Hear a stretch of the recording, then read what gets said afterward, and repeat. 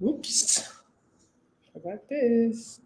Hi everyone, welcome to our live. Today is Tuesday, February 20th. Wow, already February 20th, 2024. Crazy. Yeah, today's gonna be a fun one. If you I can't tell from the title. Oh, sorry. Can't tell from the title, we're gonna be talking about Love is Blind.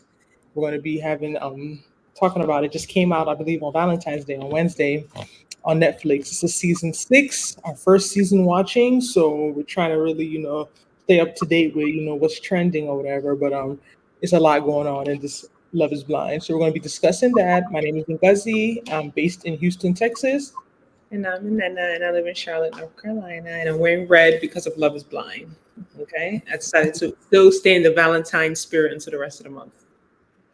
All right, y'all. Make sure you like this video. Let us know where you guys are watching from in the comments. We're trying something a little bit different. Let us know if you're currently watching Love is Blind, if you watched it before, and how do you feel about the show overall. Let me just go in the comments. Okay, so we're going to start off with talking about real brief while people are joining. We're going to talk about our favorite characters and why. And this may be controversial. My favorite male character is Jimmy because I feel like Jimmy is super mature, especially for his age. And I like the fact that when he was told I feel like he was told like heavy information. And obviously, I could tell he was affected by it, but I feel like he handled it really good. Because I can't imagine being in both of those situations he was in. And I think it was allegedly in the same day. So I feel like he handled this both situations really well, and I feel like he's very mature for his age. That's my opinion. My favorite female character is definitely AD. I really love her vibe. I love her energy. I like the fact that like she's so feminine, but I like that she still like speaks up for herself, but she's not too much, right? Like she's still. I like how she confronted Matthew's weird self. I like how she is very vocal, but she's still very so soft and sweet. So I really, really like. I just like her vibe. So those are my two favorite characters so far. I don't know who I would say my favorite. I'm only a couple of episodes in. I would say maybe for guys, I like Kenneth. He's 25. He's a middle school principal. I just feel like he's very mature for his age, and he seems serious. Like a lot of these other guys on there, they're just I don't buy anything they're saying. They just don't come off as serious people to me. Like all of them are saying they're looking for a wife. I'm like, how? Like you guys don't seem serious. But I feel like Kenneth, it just seems like he's genuinely like a mature, serious guy looking for his life partner. In God, terms, you can't forget that God. yeah, he's God fearing. In terms of women, I'm not really that for the women. I get them confused a lot, so I can't. 80, nah. I can't say who my favorite female character is now. I don't know. Interesting. Not so. There's no one you like as a female on the show. I feel like they're all annoying, to be honest. Okay. All right. That was a nice little intro. So, yeah, I would definitely say my least favorite character is Matthew. I just feel like, He's off. yeah, he's definitely off. I have written down he's off. Love bombing. And I feel like, okay, to start this off, I feel like there's this narrative that goes around saying, give the quiet guy a chance, give the chill guy a chance, give, like, he made a comment like, guys like me or something. And he was still running game. So I feel as if, in my personal experience, I don't know it all, right? I haven't been around too long. I personally don't like quiet guys. I've realized I don't like quiet guys. I don't really even like quiet people because I feel like they're very sneaky. And I feel like because they're so quiet, people write them off and are easy to believe anything they tell them because they feel like for some reason, like being quiet equates to being genuine. Right. Right. And I don't think that's true at all. Obviously, like we don't want the party boy, right? So a lot of women were mentioning how they're tired of dealing with the party boys. They're tired of those boys who are not serious. But I feel like there's a middle ground. And to me, people may argue, I feel like Clay is the middle ground. I feel like he's the middle ground. Like he's not quiet and timid, but I don't feel like he's a real F boy. I feel like he's the middle ground. Like he still has swag, he's still relatable, he's still cute, but I don't. Matthew really annoyed me with what he was trying to do, and allegedly one of the girls left the show because of him. I don't know if Amber. Is it Amber? Yeah. that she left. Amber. Yeah, that's the one that her and AD were hugging and they were crying. Yeah, And because he said that he was gonna both talk about both of their fathers, and like literally, like that's we're gonna get into that oversharing, but yeah.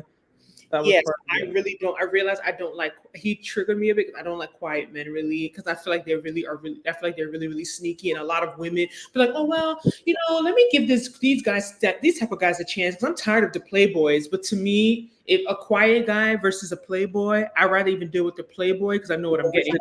You know what to how No, to anything protect that yourself. do is right. Like I know what I'm getting into. I know it's just fun. I know it's just they're not serious. But those guys that try to front like they're serious when they're not, that's really annoying. Okay, so let's start. All right, everyone, let's get into it. So, we always have to tie this stuff into topics we talk about. And I know in a couple of lives ago, we always end up talking about relationships some way, somehow, even if the video has nothing to do with relationships.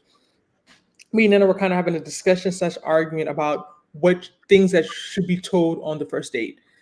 Everyone knows my cousins. We have this long going disagreement about things that you should share and things that you should not share. I personally think that even before it gets to a date, there's certain information that's pertinent that needs to be shared. That is your marital status and whether you have children. I don't want to find out you're still going through your divorce at Fogo de Chao. I don't want to find out you have twins at Stake 48. I don't want to find that out there. I think that's information that before we even get there, before we both even invest our time and energy and your resources, because I don't pay for dates, we both know whether this is something that we want to pursue. And let me tell you why, because I feel like, Nella will give her own stance defending it, and we're going to get into Jessica and all these people in the show, because I still understand that there is such thing as oversharing. And after watching these episodes, I'm not too familiar with how Love is Blind works. Someone in the comment section, if y'all been watching season 1, I'm assuming I'm thinking when they get into the pods from the first episode, they don't really know each other like that. They maybe know each other's names, but they're trying to get to know each other. I feel like too much was being shared initially with just knowing people. First time in the pod, second time in the pod, people were giving their whole life stories. I feel like it's way too much. I understand it's for TV. You got to get views. You got to be a bit dramatic. I get it. But I personally feel like there was way too much oversharing going on. But with that being said, I still believe there are certain things that need to come up early in the game, even before the date. So Nana, you can give your defense and then we'll go into it. So I think you're kind of contradicting yourself, because you're saying that there's certain things that must be said, but then you're saying that they're oversharing, right? Listen, like I said, there's things about you things you overshare about, like trauma. That's not something you bring up early. Even stuff regarding your family issues, family drama, family secrets, stuff like that. But I'm talking about, look, hey, Evie, thanks. Mia said, hey, y'all, kids, marital status, job. Yeah, I believe I'll even pause on the job. I'll even pause on the job, but I think you cannot tell me that that's not something that someone needs to disclose as early as possible. Okay, so let's talk. Okay, Evie said I don't watch the show, and I won't. I watched it because it's happening in Charlotte, and I wanted to really get into the show, whatever. But what was the worst thing someone shared on the first date? Okay, so this is opinion based. For me, I believe Jessica is 28 or 29, has a 10-year-old daughter. I believe Jessica did it the right way. I believe the way she came about sharing the information, she did it the right way. And I don't think it's a problem with it. I don't have a child, but I can imagine if I had a child and I'm dating out there in the world. A lot of these guys you meet, you don't know where it's going to go. You don't even know if it's serious. I don't believe that on every first date, I need to tell a man that I have a child. Again, I don't have a child is not an STD. A child is not a disease. I'm not saying that, but let's be real. You saw what ended up happening because Jessica had a child.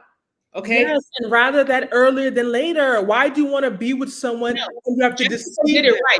I'm not advocating for women waiting until the 10th date. I'm not advocating for you to hide the child. I know of women who go and hide their children, send them to their mothers, send them to different states, lie about having a child. I do not believe in that.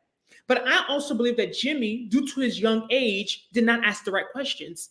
You also have to ask questions. Don't put it all on the other person.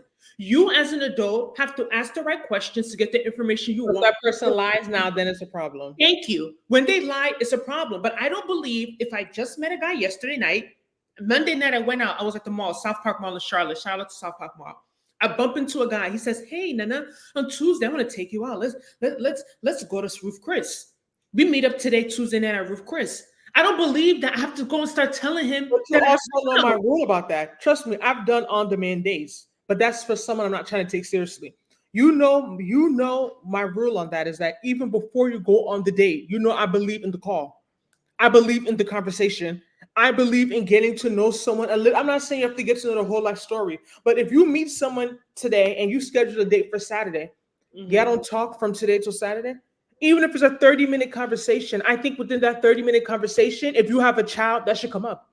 I Right. don't think that I, should be I agree, something that Spotify, it has to should be come up. pushed and asked of you. I Right. think that should just come out in natural conversation. I think Yes. I'm not it's still I'm deceit. not arguing that, Ngozi. But the point I'm saying is that there's a reason why people omit some information. Of Because course. initially, Jimmy was vibing with Jessica. Everything's going great. As soon as she mentions, okay, I have a child, you could just tell the demeanor change. He ends up even picking Jessica, not Jessica, who's the other, Chelsea, allegedly. I didn't finish 4. I'm finishing episode 4. Chelsea is not his, he know he really liked Jessica. But why did he pick Chelsea? Chelsea been married before. Yes, but most people are gonna pick a divorcee over someone with a child, Of course. A child especially is because evidence. the divorcee doesn't have a child. She didn't Right. have a child in this situation. So that, in my opinion, is why he didn't pick Jessica. But his heart was really with Jessica. That's really who he Well, vibed with, and that's I'm really going to who go through these he liked. comments real quick before we get into the details. Petra said they have to make a decision on engagement, so some of the things have to be disclosed early for the show's purposes. Okay, that makes sense, but I don't know. Job wise, wonder if he is a street pharmacist or a job you don't respect for your husband to have. That's true. So I do understand why job, but I feel like sometimes when you be like, what you do, it could kind of be like you just going after like, I don't know. I get why some guys can kind of be like turned off when women are just too pressed into like what their career is. But I definitely think it is in the top 5 questions you ask somebody. Petra said Jessica did good. No, no. I agree. Saying you have a child is probably the first thing that should come out of your mouth. Thank you, BP. And I'm saying it because the whole point of you saying why people don't say it, that's the problem. That alone is the problem because even with that mindset, you know that you're in a situation that some people are not that's not that favorable to some people. So at the end of the day, when you are withholding information, you're making you're trying to make a decision for somebody. That's not fair to me. I understand. I get, like I said, we're going to get into the things. I have a whole list of the other stuff that people talked about. Trust me, I do think there are some things you don't need to share even on date 3. It's too early.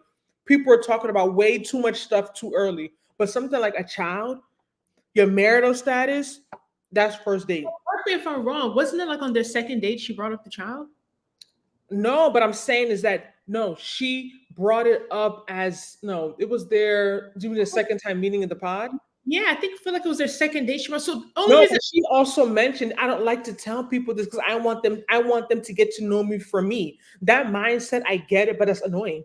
Like you don't have that. It's not your decision to make for someone to get to know you for you. Someone has to get to know you for you, and also based on your situation, based on your baggage, based on what you're carrying. So I understand when people have the mindset like someone saying, "Oh, I don't want to tell guys I have this type of job," or you know what I mean. Certain stuff, I get it because you want someone to really get to know you for you. But when that other thing that you're not disclosing is going to impact the person if you guys become serious, like something like a child, it's not something that you just get the decision to say, oh, I want you to get to know me first, then I'm going to offload it on you. No. Miss Mermaid said, but some men are predators, so it's important to disclose info as needed. I don't watch the show, so maybe I'm clueless. Mia said, for some people, kids are, and that's, I say all the time. If me and you meet today, we're having a date on Saturday. I don't date men with kids. You have a child. We don't need to go on the date. It's waste of my time and your resources. So why are you not telling me? That's the point I'm trying to make. Like for some people, it is a deal breaker. And it's not your place to tell them what should or shouldn't be a deal breaker or that they should accept it. So something like I'm saying, like I said, to me, top 2, marital status and children, that's something that should come early, like extremely early, like as early as you can. Some people, it's me. People should state their deal breakers in the pre-convo if that's the case. Shivers. That's what I'm saying. You have the what's the with interviews before you even get the interview. There's a thing they call it's like a screening call. I can't recall. It's not really an interview, but they'll call you. They'll ask you certain things, just see where your mind is at. If you seem like even a decent fit before they interview you. To me, that's like the pre-screening call you have before the date, and that should come up in that pre-screening call. Like I don't. I'm not with it. Yes, some people want their own family versus stepkids, especially if the kids have to live with you all one day. And I don't think anything's wrong with that, right? I don't think that anything's wrong with someone not wanting to date someone that has kids. I don't have a child, so no one could say that I'm being biased, right? Maybe if I was coming at it like this and I had children, you'd be like, oh, well, Nana's in her feelings because she's dating and she knows how hard it is to date with a child. I just understand how the world is and how judgmental men are, right? I understand the world, the way the world navigates. So I don't blame a woman who holds off on that information until she knows that, like, I'm not saying the guy has to be like in love with her. I'm not saying let a guy fall in love with you, then you drop, oh, by the way, I have 2 kids. That's what I'm saying. But I feel like at least know that this guy likes me, or like No he's matter how you want to plan it, that's still manipulation because you're trying to pull him in until he's already somewhat invested, then drop the truth on him. So I'm not arguing that the reason why people do it, I don't see the rationale. I get it, especially we're Nigerian women. We know how I had a conversation with someone yesterday. He was like, I understand why a woman would do it because I wouldn't even look at a girl with a child. You know what I mean? So I definitely understand. I'm not saying like I don't get it, but you still can't say that it's right now because you see the rationale. It's still wrong. It's still manipulative. It's still taking advantage of somebody. It's still deceitful. That's the point I'm making. okay, right. You're intentionally omitting it because you know a person may see it as a deal breaker. In fact, waiting makes it worse. Gallo. I'm not understanding if it's a deal breaker. Why wouldn't you just say I don't want to date someone with kids rather than waiting on them? Well, you're saying why wouldn't the guy have said it first? That's what I'm saying. Also, I feel like he's at fault. I'm not trying to be ridiculous, but I feel like these are questions you also have to ask when you're dealing with people. Trust me, I learned. Ask them, even on, and sometimes men get upset. Even if I meet a man tomorrow, I ask him, "Are you single?" I ask that question. I don't assume because a guy asks me for my number that he's a single man. Heterosexual. I don't make that. Does he stop? I don't make that assumption. Do you have children? Is this? I said, "Do you have children? Are you married?" I ask these questions because I know what it is out here. So at least if for some, God forbid, I find out that person lied to me, I know that I asked the question. You cover your bases. I Yeah. cover my bases. Even and there's a way someone will even reply to you that you know they're lying. There's a way someone will answer your question, you know they're hiding something. And I get it. It does seem somehow I've been out and guy trying to talk to me. And I'm asking, "Do you have children?" He's like, "Yeah." Is that a problem? And I'm like, "Yeah." And I get it. I understand why it could come off some way you just meeting somebody and first thing I'll ask you, "Do you have children?" And you just cut it off. And I just cut it off. It does. I understand, but I'm saying there's a reason why people don't want to deal with what they don't want to deal with. You can't change the reality. You can't. It's not. You can't make a decision for somebody. You have to just deal with the remaining that you have that are willing to deal with it. I think Jessica did it right, though. I think she didn't do a bad job. It's playing victim to expect them to disclose everything. Okay, you have to ask if it's info you need. Some people share based on their own comfort levels. I agree with this, Miss Mermaid. I agree. This is a first date. Like when we have to come to y'all make it seem like we're about to walk down the aisle and the girl didn't tell the guy she has a child. And at first date, you should say you have a child. I feel like I should have to ask you, but I get it, Miss. I've learned, Miss Mermaid. That's what I'm saying. I learned the question. Like I said, I'm even asking all the questions. I'm not making no assumptions. Ask everything. Ask all the questions. But I still feel like it's kind of annoying. Like I still feel as if it's something that people should be able to just say without me like fishing for it or asking it. Don't ask, don't tell is a real thing. When you get a certain age, you don't have time to waste. Be upfront so nobody's time is wasted. He's laughing. He's laughing how I ask men if they're single. A woman that has kids usually can't move the same way a man that has kids due to the woman having her kids 24/7 for sure. Problem with dating nowadays is people don't know how to date. Dating should be almost like a job interview. Ugh, job interview. That sounds so serious. To get because as you get older, you know yourself more. You know what you can and can't tolerate. So the reality is that people are not as flexible. That's just the truth. So when you say in terms of a job interview, is to really know like, is this a fit? Like you know what I mean? Like it may seem too serious and it may seem so, but it's like you don't want to be finding out important information later. So let's get into it because I have some notes. I have some notes of some things that were disclosed that I was like, this is interesting. Okay, so we're talking about what to disclose on a first date or what is too much, basically. So AD, no, AD, no. This is okay. This girl, I think she was Hispanic. I couldn't catch her name. She goes in talking to the guy about her autistic brother, HD, how she would be his caretaker. I feel like that was too much.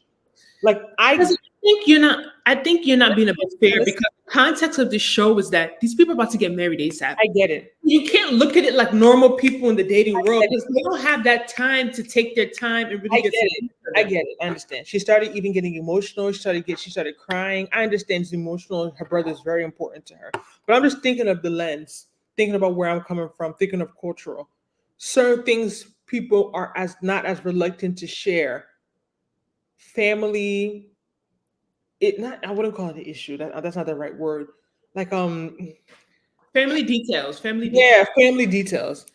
family details, right? And what I'm saying is different to me when you get to the point like this is like my main person or like this is someone I'm like I said, I know the show goes fast, so I'm not gonna I can't use it like in the real world, but we're just also extrapolating this and bringing it to the real world. If you were to meet someone for the first time and start disclose, I feel like it would be a bit much to start disclosing that type of information on the first meeting. It was Johnny and her. But you know what I have as a point for that point you just met when you talk about family?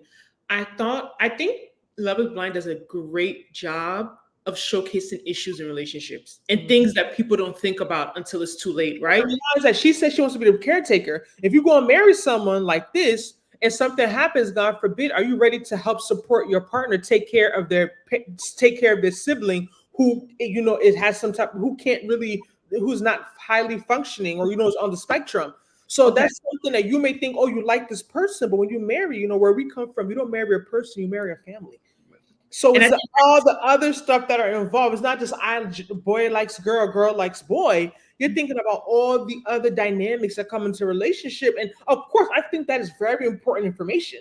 I don't think that I think that's something that definitely needs to be discussed early on.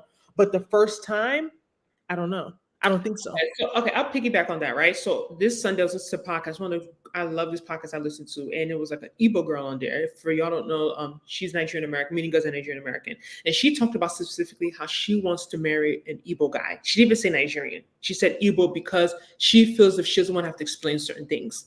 So when I watched this episode and saw that part, it really reminded me of like how like different cultures do things, right? Because I felt like this is something that I don't know. I know she was I think she was Hispanic, if I'm correct, but I don't know if these things are as common in American culture. If I just want to be honest, like because I know that a lot of people make comments. People are more individualistic. Yes, and I feel like American culture is very individualistic, every man for himself.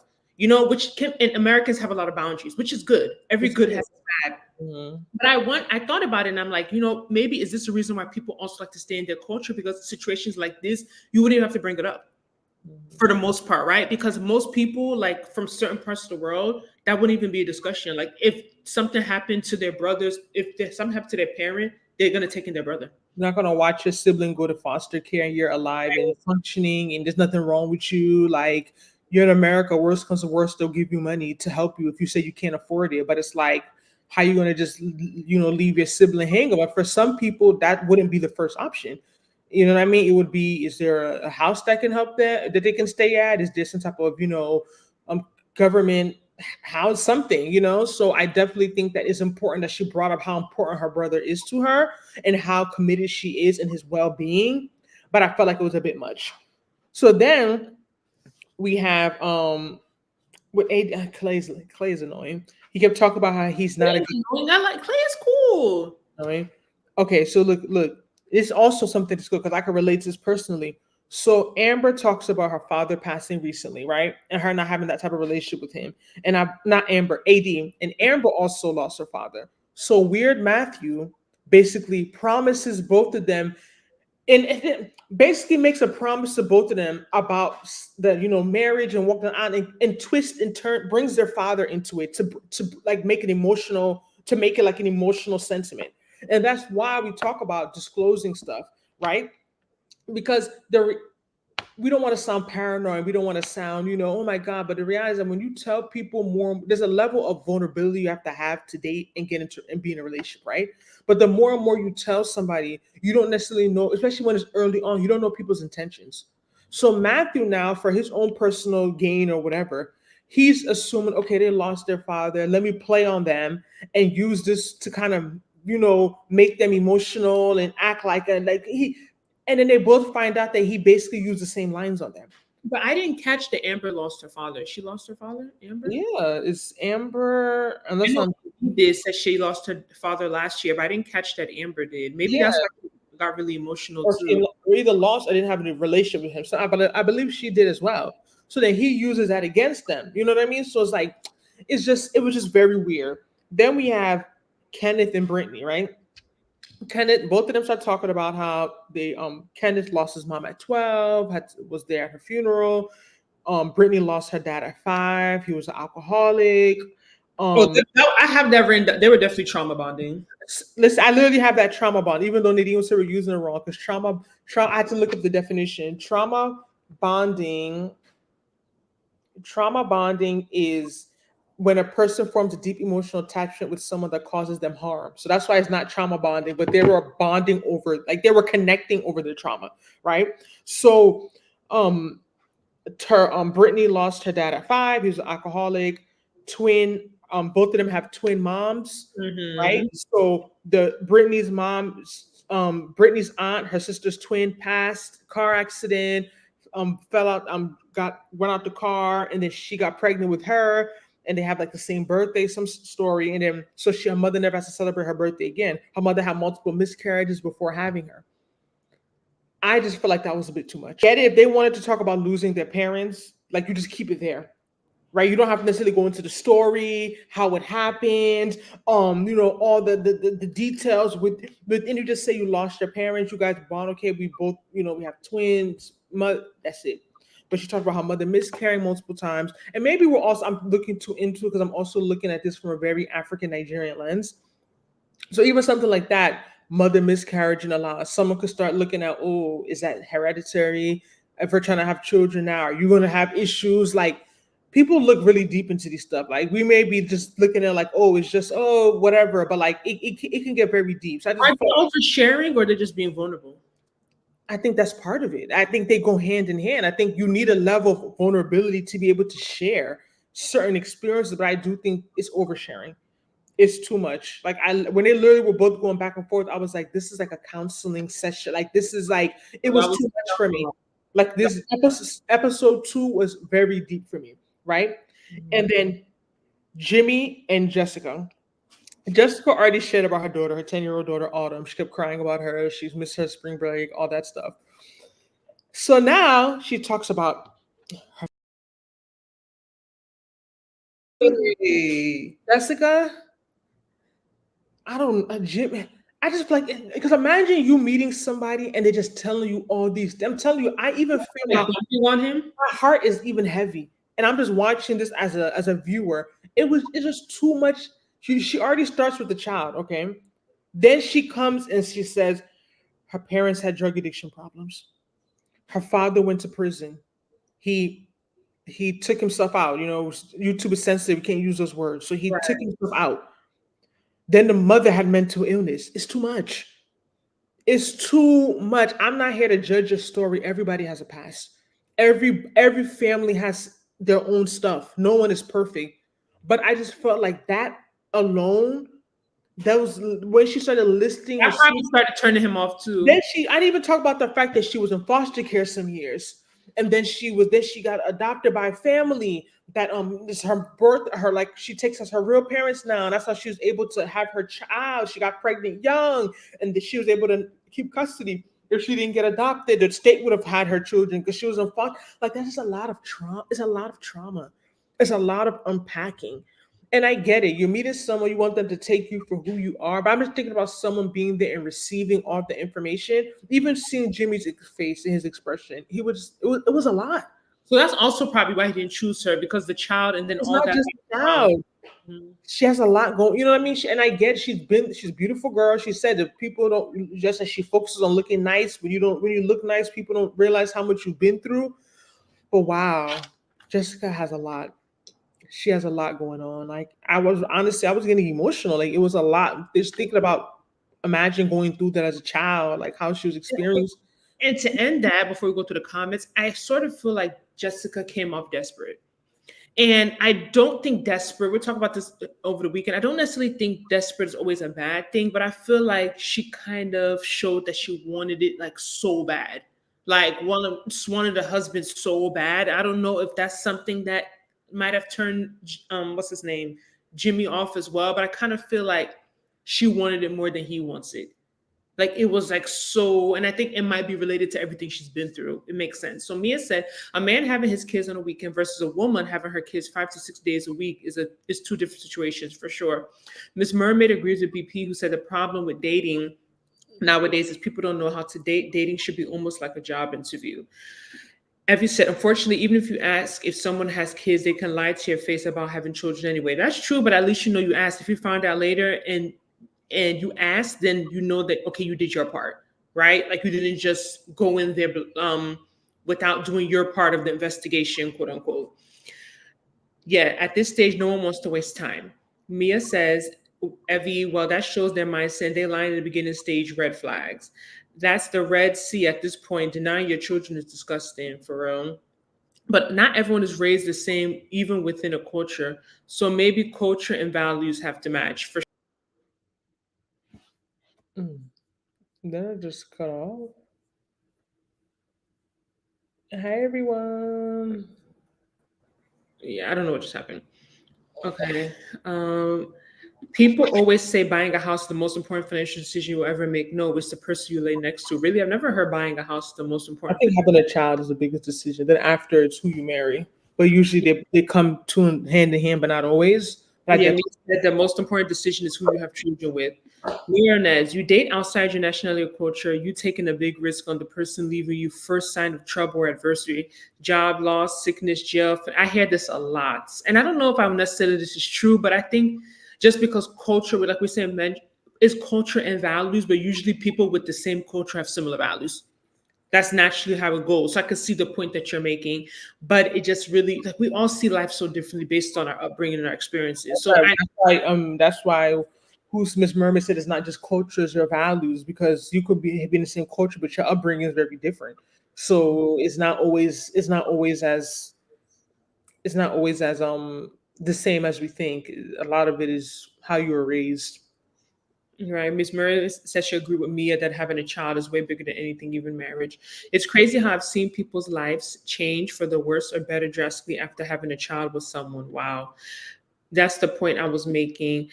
Whoever you date, you should look at them as if would you want your daughter or son to be like them when they grow up? If not, keep it moving. No, with them either. Interesting.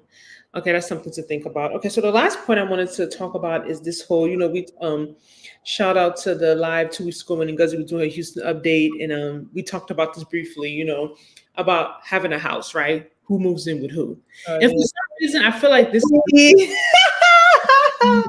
come out. I feel like this discussion comes out a lot, and it's really surprises me that this discussion comes up so much, even from men and women, about like, oh well, if I have a house, I don't want you to feel like it's your house, and if it's my house, I don't feel like it's my house. So we would both get a house together, and I just feel like I put myself in this situation, right now, especially as a woman, I really understand the reverse role a little bit more. I get it. I get why a man may be uncomfortable moving into a woman's house, right? I don't see anything wrong with it as long as he's not there leeching off of her and he's paying bills, right? But I can understand, or a man with some type of pride is going to feel a little type of way. But I don't really understand women with the notion, and I don't know, maybe it could just be my cultural background. I don't right now. Okay, so I meet a man now. He has a house. I'm renting. I'll be happy he has a house I'm moving into. Like I wouldn't view it like, oh well, that's his house. Yes, and all things being equal, you're saying that I'm not looking at like, oh, it's his house, and one day he's gonna kick me out because he's so mad. Like I feel like that's the point people keep bringing up. And I don't know, maybe I'm slow, maybe I'm not they're getting not in reality and realize how life works. The reason why people are saying that is because we say all the time. I think me and one of my friends had a conversation before. We talked about how women working and making their own money, right? I would love to be a stay-at-home woman and have my husband giving me an allowance and just have my nanny, even take it, whatever. But the reality is that when you are working and you're making your own money, there's certain decisions that you can make for yourself. Versus even if you have, doesn't mean that your husband won't be the most loving and kind person and give you anything you want that's in his capacity. But when someone is giving you something, whether it's your parent, whether it's a man, your boyfriend, whether it's your husband, whether it's a friend, when someone is giving you something, you let go of a certain amount of control. That's just facts. No one can argue, and it's not necessarily a bad thing because are we eating control? What are we trying to do with it? But I'm just saying there's a certain level of control and autonomy that you let go of, right? Mhm. So I'm transitioning into a home. Yes, in a perfect scenario, I wouldn't care. Like, I'm moving to your house. Why would you be making me feel a certain type of way? Like, I'm happy I have a house to move into. I'm bringing a contribute my own way. But that's when things are good.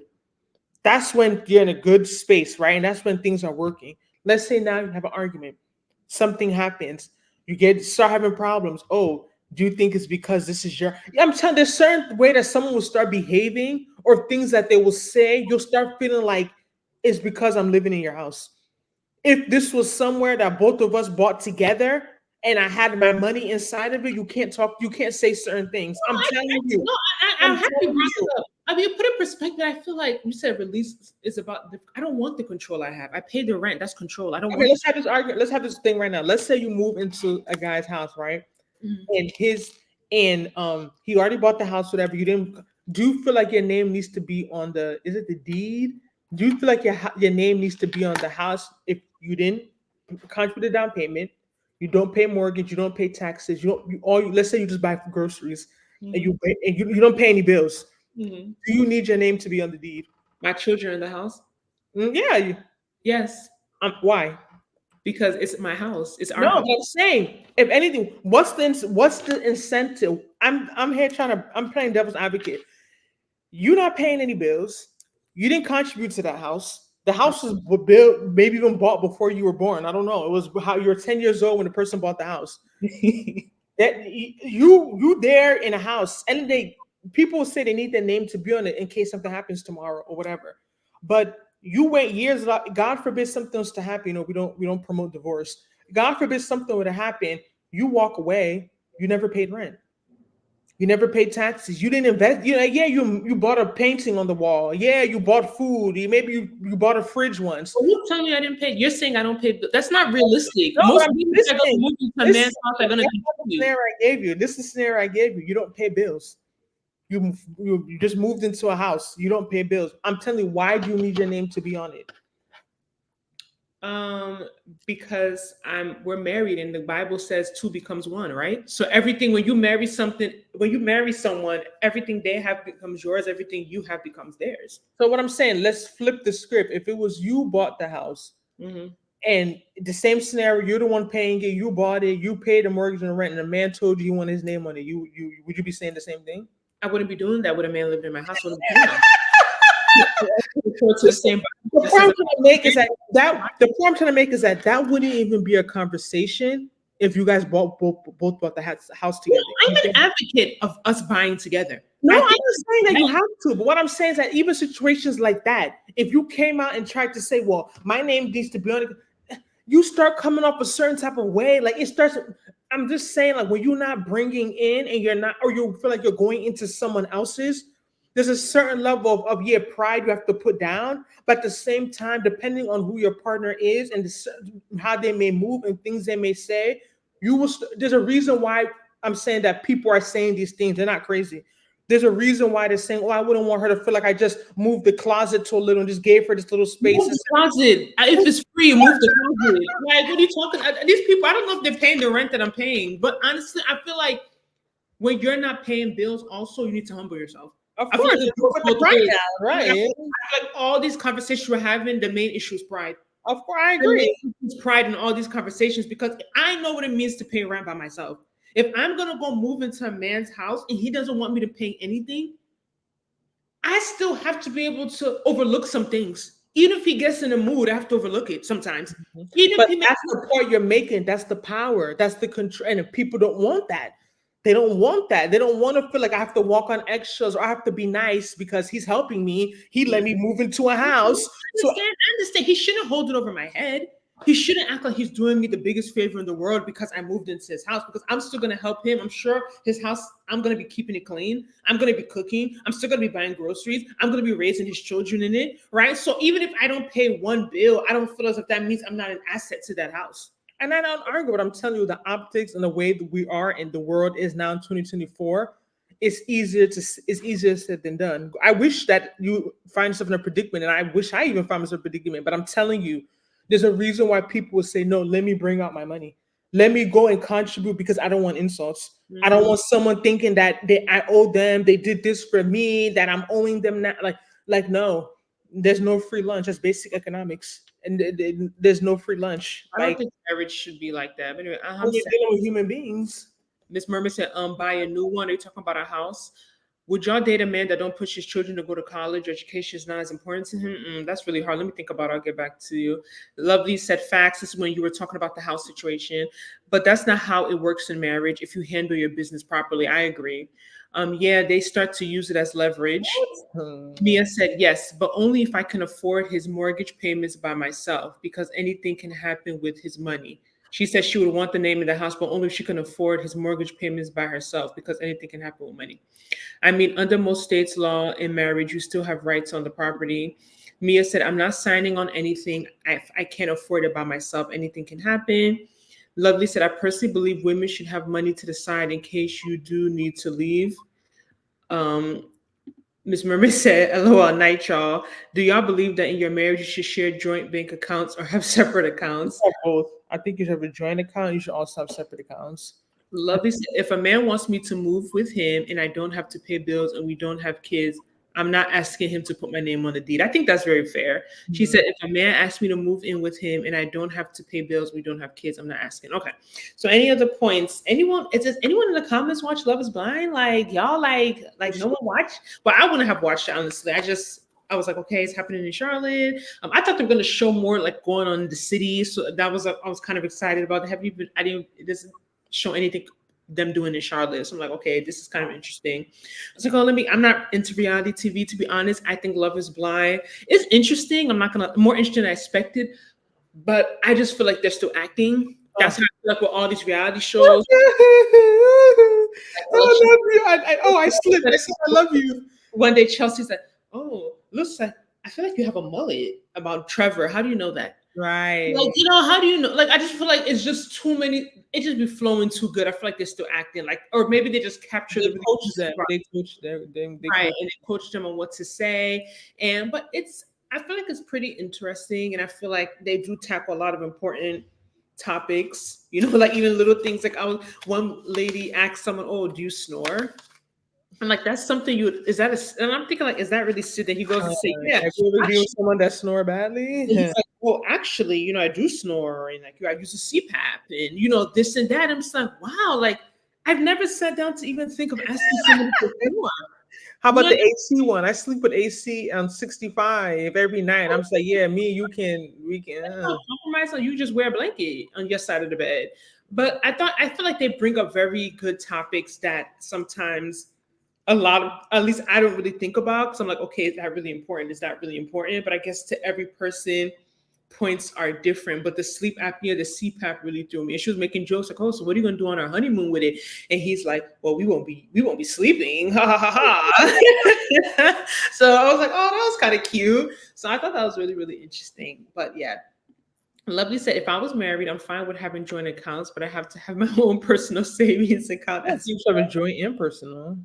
Some people don't believe in that. They feel like everything should be one. Yeah, let me tell you, I have one coworker. We sending a gift for something, and she's like, "Oh, she told me where to sell it to," and I'm like, "Well, this isn't your name." She's like, "Oh, yeah, it's my husband's name. We have one account," and I thought it was so weird.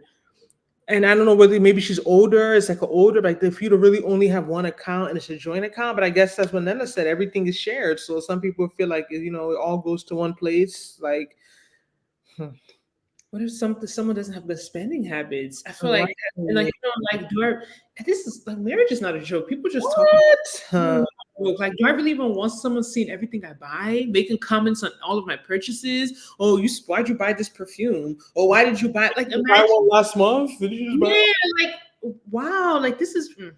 If anyone wants to join, this is the link, y'all. The link is. We'll talk about oversharing. This is a theme that we pulled out from Love is Blind, just from the beginning episodes. Of course, this is the nature of the show. Things are moving fast, but just overall, what the title of this live, what you should disclose on a first date. Mia said, marital status, children, and a job. Does anybody else agree? Have anything they would add? They would take away? I said marital status and kids. Those are to me. We didn't even get into the more deep stuff. I know this is more personal, but I gave the example. Like, I understand why people don't necessarily disclose like health status, right? like even like maybe a STD incurable one, or maybe even just a health challenge, like maybe you have cancer or something, God forbid. I understand why people don't go that deep, because that's your health information. That's very personal. So unless you get very serious with someone, you may not feel comfortable sharing it. But at the same time, how would you feel if you met someone and you really like them, then they're throwing on to that they have like a terminal I illness? sort of feel like an STD is more important than you even telling me you have a child. And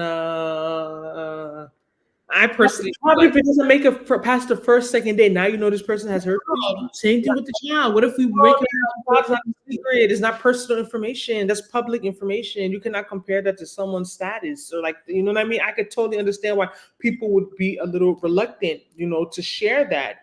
Even I don't even want to turn this conversation to a different direction, but I've even seen conversations of people saying that you don't have to share like the gender you were born. I think that's wrong. I don't agree with that. But like this, people have their own definitions of what they need to share and not share. So if anyone wants to join in and call and expand more about what you think you need to disclose on the first date meeting somebody, we'll add you all to the call. Oh, someone joined. Okay, let's go to the comments real quick. Catch us laughing. Mia said, "What are things y'all disclose on our first date? I don't disclose." Okay, we're gonna get to that. Hi, Bung. We're about to add you. You're showing on camera. Are you okay with that? Okay, I'm about to add you to the stage. Uh, Hello, hi. Ladies, How are you doing? I'm good. How are y'all? Good. Where are you calling from? I'm calling from Richmond, Virginia. Oh, nice, nice, nice. So, do you watch Love Is Blind? I don't. I don't watch the show, but I've been subscribed to you guys for like 3 months because I'm trying to transition into Charlotte and I was Oh, thinking about Houston. So y'all like one of my favorite channels. oh, thank you. I'm like I saw the name today. I was like, well, I've never seen you before. Okay, so you're new. Just 3 months in. Okay, so you've been Very, very watching new. all the playlist, all the content. Thanks for Yes. subscribing. The algorithm is algorithm. Like I see all of your videos when they come up. So I was getting in the house and I saw this and I was like, okay, cool. This is an interesting topic, but I haven't seen the show and I think I This is might our watch first it time though. watching the show. Literally, I've never. It's season six. I know last season was very controversial. There was this one Nigerian guy on the Uche that everyone was talking about. But like, I just see clips on it on social media. But I'm like, okay, let's try and watch this season. But what we're really discussing is the whole disclosure part. So I talked about the marriage and the children. Mia said marriage, children, and job. I understand the job one, but I'm saying I wouldn't necessarily be that upset if I find out like you're doing something else like on date one or two. Like I feel like it's not as pressing as your marital status and your children. So what do you think are appropriate things that someone should disclose on the first date? I think this is a really interesting topic and I like both of your perspectives. So for me personally, I feel like, okay, so there's a lot, but I'll try to keep it short. So I was born in Virginia, right? I did an African ancestry test. It's gonna all make sense, and I found out I was Igbo. So that's another reason why I love watching your channel. I No. I recently met a guy who's Nigerian. He's Yoruba, and I was at Wawa at the gas station, and he came up to me and everything like that, and then we ended up talking like right after that same day. And when we were talking, he told me, he's like, hey, I have a child. And I thought that was appropriate. I don't mind if someone has a child, so I was like, okay, cool. But I like that he shared that. Yes, you didn't have to ask him. He shared that information. Right, I didn't have to ask him, but I do agree that it is a good practice to ask people those questions. Now, I don't know that I would have felt comfortable to ask him that in the first conversation, but I like that he disclosed it. And I feel like that is a sign of like transparency and honesty. I feel like if someone is withholding that information, like you actually make it to the first date and they're intentionally withholding it because they think, if I tell this person, they may not even entertain me. So I'm going to withhold the information and omit. To me, that is a form of lying or like deceitfulness. So it is hard. I don't have children myself.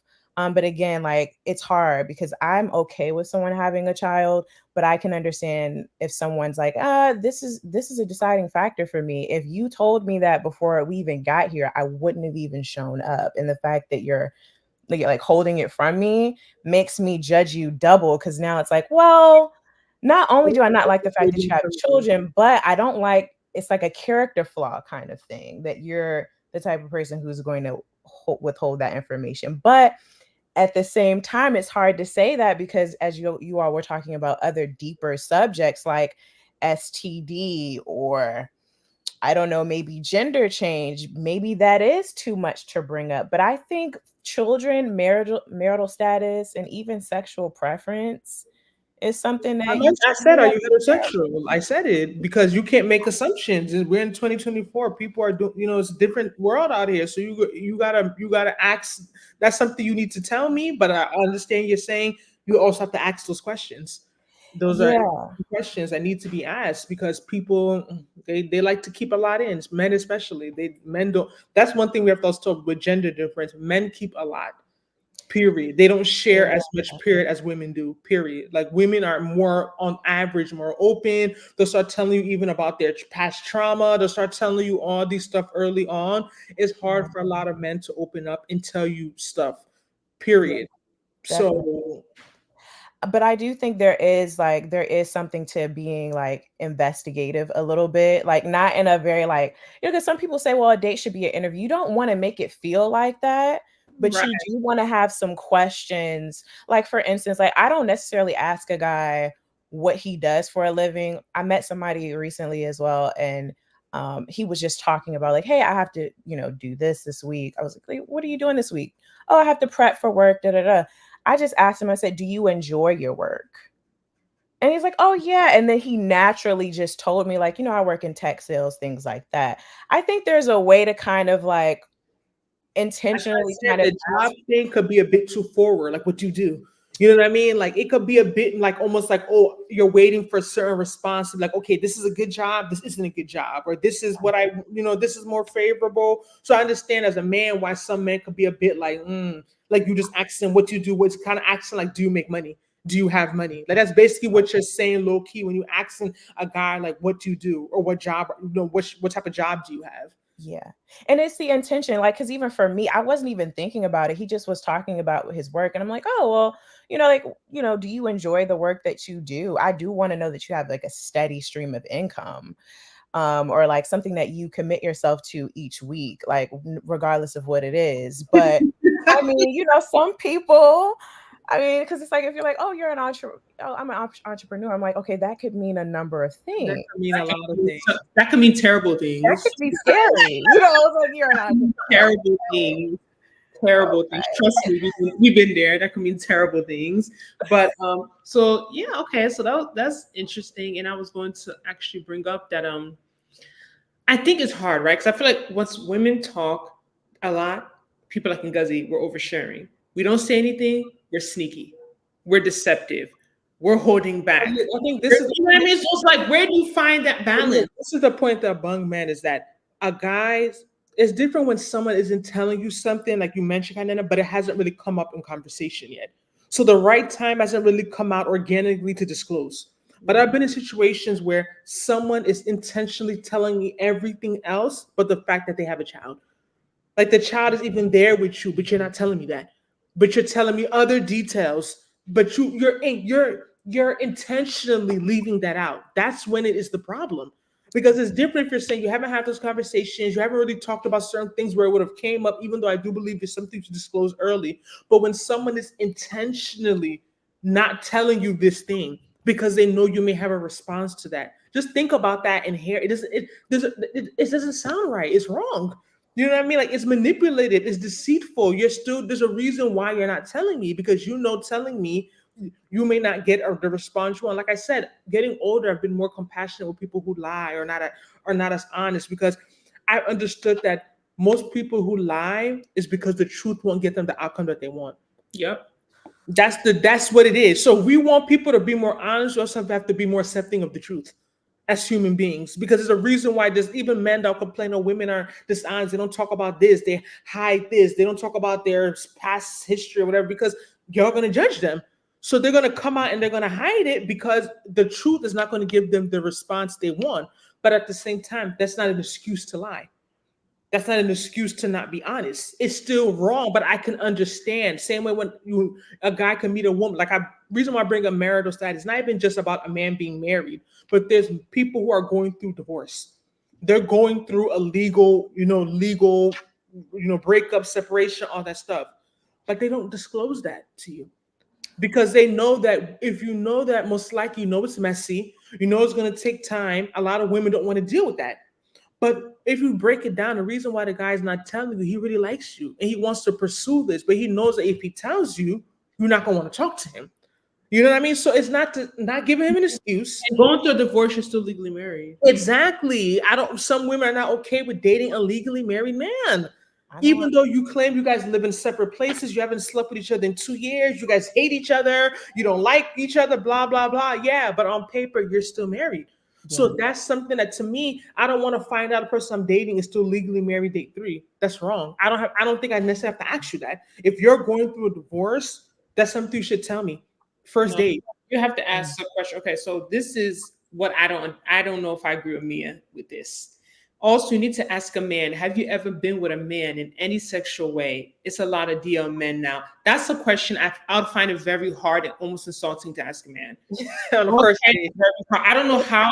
It's not on the first date. Yeah, I don't know how we'll ask a man that on the first date. I feel have like you ever been attracted to another man? Like, have you ever been, it's a very important question. I agree with Mia, but first date, I don't know if I can ask a man that on the first date. I agree. I don't think that would be appropriate to ask on the first date. Yeah. That's heavy. That's loaded. And, so people can get real offended. That's a loaded question. I'm not even going to lie, but I think it's definitely something you should ask earlier rather than later. Yes. Are they going to even tell you the truth? Some of these questions. But also, sometimes it's not about them telling you the truth, it's about how they respond to you. If you're someone that pays attention to body language and you pay attention to how someone responds, you could tell someone's uncomfortable. Oh, why are you asking me that? The way that they just start, you could start saying, based on someone's response, you would kind of see like there's something there. You may not ever get to know the truth or 100% what's there, but you'll know that me asking this elicited this response, and there might be something deeper that I need to look into. So Evie said, I think if you have to ask their sexuality, you already know the answer. Evie, 2024. I don't think I can agree with that. I don't know, because it was. Were you gonna say something? I was gonna say we went over so many things. I was gonna say, to your point, I do think that sometimes there's a lot of pressure on a first date to ask certain things, and it just may not come out. Like, I do genuinely think there are people who have children, or I'm not even going to entertain the divorce situation, or like actually still married, but have children, and it just doesn't come up. Thank you. That's what I mean. That happens. They're necessarily hiding it. I don't think they're necessarily hiding it because it doesn't come up on the first date. I don't agree with that. Yeah, I do think there are situations where that happens, but I think that more times than not, it's the other way around, where it is top of mind. They're thinking about it, and they could say it, but they're intentionally withholding it. I can't say for sure, but I definitely think that sometimes you just aren't thinking about talking about your kids on a date. Mm-hmm. It's not necessarily sexy to do, especially like if you feeling a person and you're having a romantic date, like, oh, I'm going to talk about my kid. Like, I'm not even thinking about that. Yeah, I can see that, but we've been talking about things that you should disclose. Let's really twist it around real quick. What are things you feel like you shouldn't disclose? Shouldn't disclose? I would say, for me, why your last relationship ended. Ooh, I don't think you should disclose that. On the first date. Be very vague. We weren't on the same page. We wanted different things. I'm telling you, women, take a notebook. Saying Ngozi taught you, write it down. Do not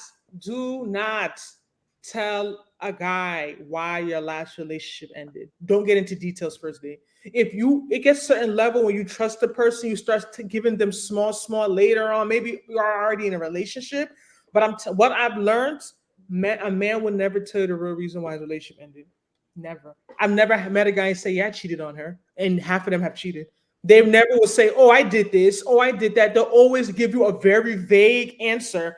Or she was crazy. It's either a vague answer or the girl was crazy. I'm telling you Yeah. now, don't go into details. Let me tell you why. Because this is what Matthew, weird old Matthew, did. There are some people who are going to use your trauma and your pain as a way to manipulate you and as a way to take advantage of you in the situationship, relationship, whatever it is. I'm telling you, as a lot of men, where's BP Ernest? Y'all got to come and talk because I'm speaking to the men. Some men will act like they don't know what's going on, but I've learned that men pay a lot of attention. Men are very attentive when they want to be, and they're very, what's the word? Is it pragmatic? There's a word, practical, the way that they think. So I feel like low key, when a guy is asking you why your last relationship ended, it's kind of synonymous to like what we me ask you what will you allow in a relationship, or like how far will you let me push you in a relationship, or what's the most I can do with you staying around in a relationship. But do men really ask about why you lost your relationship? And I don't Yes, usually yes, ask that question a lot. I yes. think women ask that question more. No, no, no, no, I no, was no, gonna no, no. I say, don't agree. I I don't. haven't been asked that question very I don't think often, men I would really say. I've been asked I that. don't. I don't think men care as much. I think women are the ones that are stuck on that stuff. I don't think men care as much as to why. I've been asked Mm, that. I feel, And when yeah. I say, oh, I don't want to get into it, I've even been pushed. That's why I'm telling you why this comes up for me, because I've been like, this doesn't work. What didn't work? Why didn't it work? All right, what happened? Are you sure? Like they keep. I've Sure. had several scenarios within the last year when they're pushing. They really want to know why. Why I'm like, I don't. At one point, I even feel like I don't feel like I don't. It's not You think it appropriate. might be because they look at a girl like you and still see that you're not married and probably feel like you're doing something wrong or something is up with your behavior. It could be part of it. It could be the type of guys like these guys are unfortunately or fortunately Nigerian, right? So I think also could be a cultural. It could also be a cultural component, because like like you're saying, their mindset, they could look at you like, what did you do wrong, or like why would it?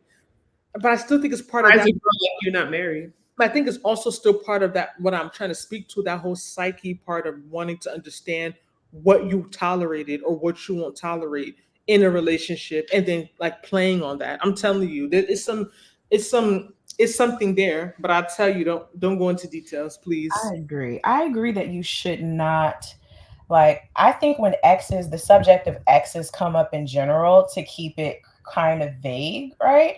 But even to the point that you're making about like trying to gauge what you'll tolerate, I think that if you, it's hard to even to say this because I was trying to tell one of my friends this. I'm like, I don't think that even if we've had experiences in dating as women where we have been cheated on before, I do think that it's wise not to lead with that so that you wear this mask of like, I'm the girl who's always been cheated on. I've never been treated correctly. I think, That's part of it. That's kind of what I'm saying. Why relationships ended. That could be a part of it, because I'm yeah, telling you, it says something. Even Like that victim mentality. That victim mentality. right. But it also reads to a man like, oh, she hasn't had a man in her life who's treated her well.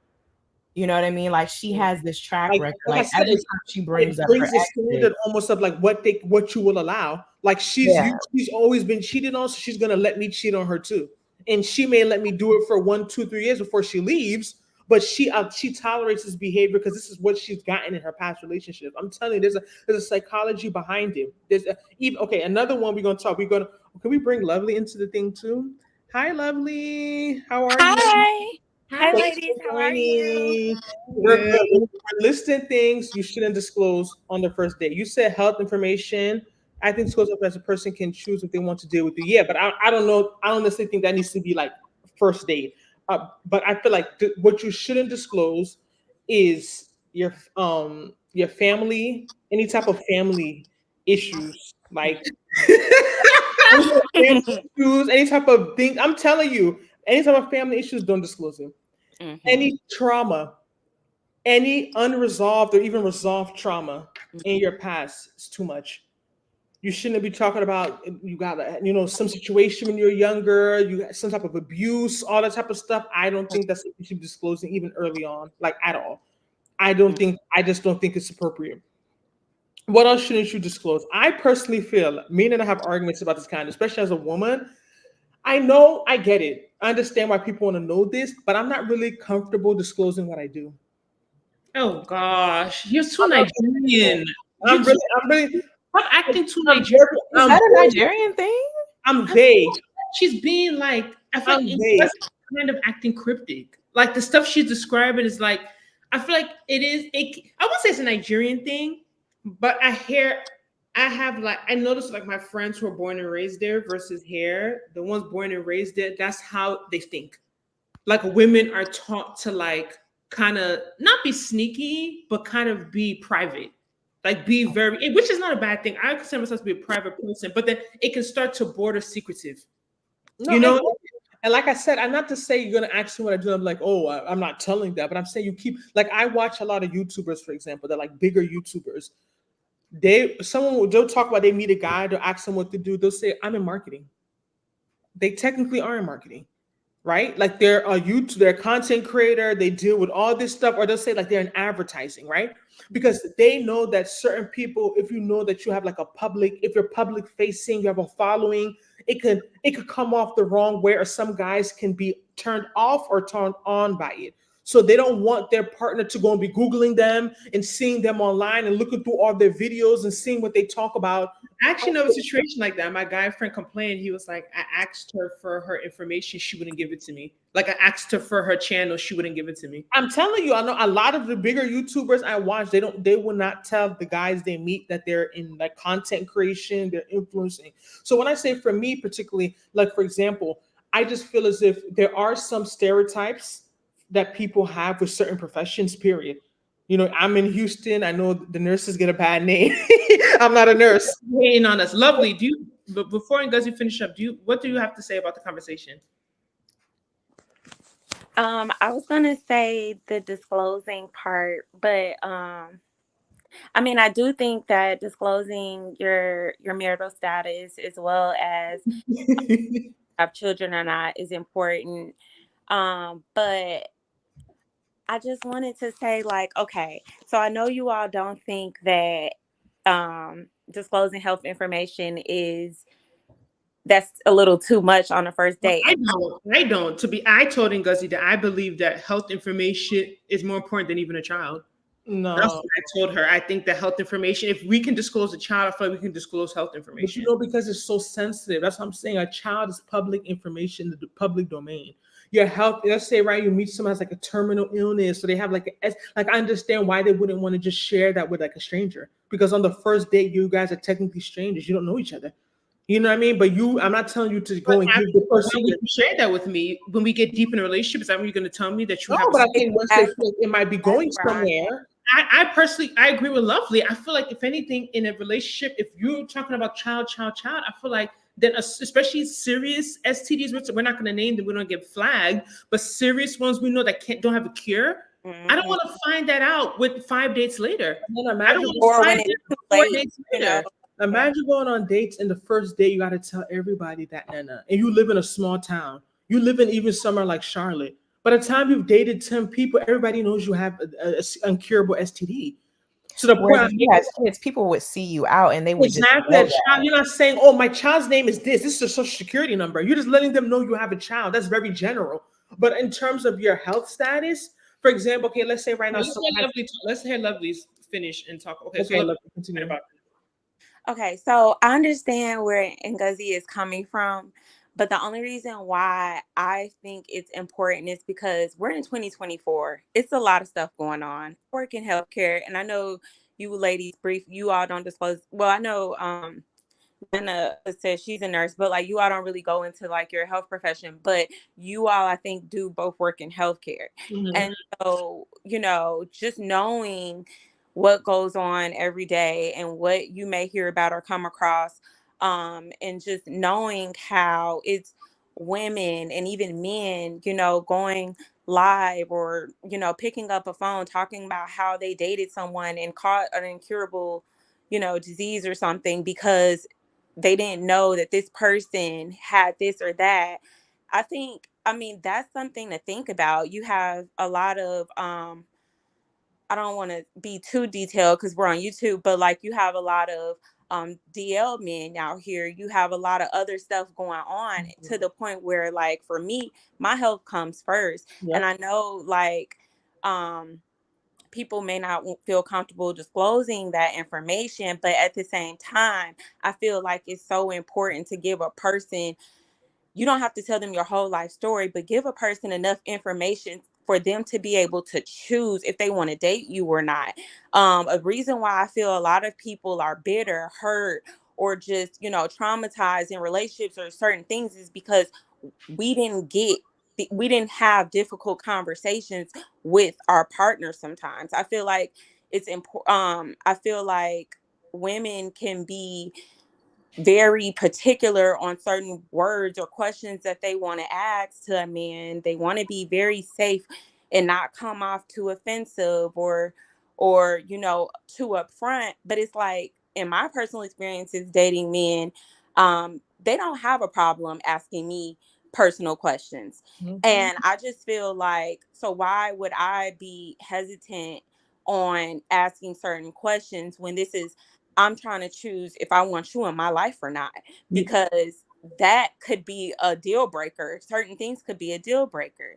And I have to make sure that, and I think someone even said, like, well, I don't know if I'm getting this live. I think it was someone even said in the comments early on, I think it was Mia Chica said something about being careful on who you lay with and all that stuff. Or when you date a person, make sure that it's a person that you can you feel comfortable having children with or something like that. So if I'm being intentional with my dating, I want to have those uncomfortable conversations, and I want to be real. And I'm not judgmental on if I'm receiving answers I may not be happy with, but at the same time, having uncomfortable conversations um is more authentic. I think you could get more of um authenticity with a person. No, I agree with what you're saying, Love. And I'm to answer why you think people don't want to have this why women don't ask as much. I think personally because a lot of women don't really want to know the truth. Like they may say they want to know the truth, or they may say that they want to know, but they don't necessarily want to know the truth if they like that person, because it's more of a reason for them to not talk to them if they don't want to stop talking to them, right? Another thing is that when we talk about talk about stuff like diseases and stuff like that, I would say when it comes to something like that STD, I think it would be appropriate before you guys are intimate. I still feel as if because it's such personal information, I understand why somebody would not want to disclose that on the first time meeting someone that it may never go anywhere. With that being said, I understand maybe when there's like certain other diseases, like let's say you have sickle cell, let's say you have other like diseases that are like very serious permanent diseases. I can understand someone maybe disclosing that early on, like maybe the first day, but even then, Sensitive as a stigma, is that why? what you said? Is it because it's not sexual and so it's Yeah, not as I feel like when it comes to like an ST, there's something because like okay? So I get where people, you're coming from. Lovely. I really like the point that you brought up because I think I understand what you're saying too about sickle cell. So I think my question: I've never asked a man sexuality. I've never asked about sexual disease, but I have asked like, oh, do you get tested? Like that type of question. Like how exactly can a woman ask these type of questions without, I know we say, oh, men don't care, but I've never had men ask me these questions either. Right. So I do think that these are still, I think we can't say that these are not tough questions to ask someone, like the sexual oh, for a orientation. first date? Yeah, the health thing. So in general, like how would I even go about asking a guy like, oh, do you have anything? Like, would it just be like, oh, do you get tested? And then that's when he's supposed to tell me, yeah, I do. But actually, is that like, I guess I'm trying to say, like, how do you ask these questions with still being firm, but not, I guess, offensive? So Mm. I think maybe, like, depending on what you all are talking about at the time, or just if you all aren't even talking about health or anything at all, maybe starting the conversation off like, how do you feel about